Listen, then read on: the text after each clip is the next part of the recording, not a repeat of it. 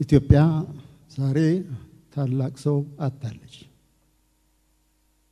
መሪር የሐዘን ቀን ነው።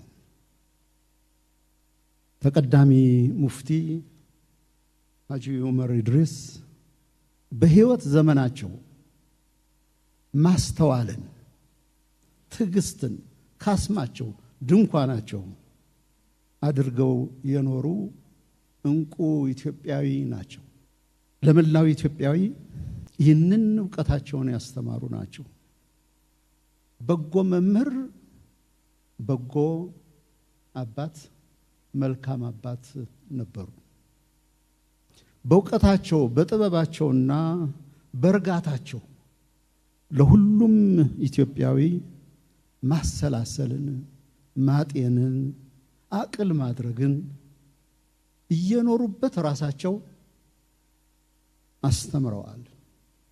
ደግ አባት፣ ቅን መምህር ነበሩ። ቀዳማዊ ሙፍቲ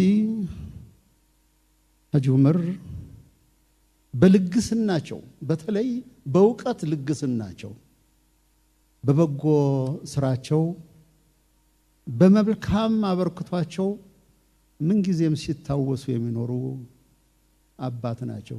ምንኛ እድለኛ ናቸው! ምን አይነትስ ተሰጦና መልካምነት ነው! ይህ በሁላችንም ሲዘከርና ሲታወስ የሚኖር ነው።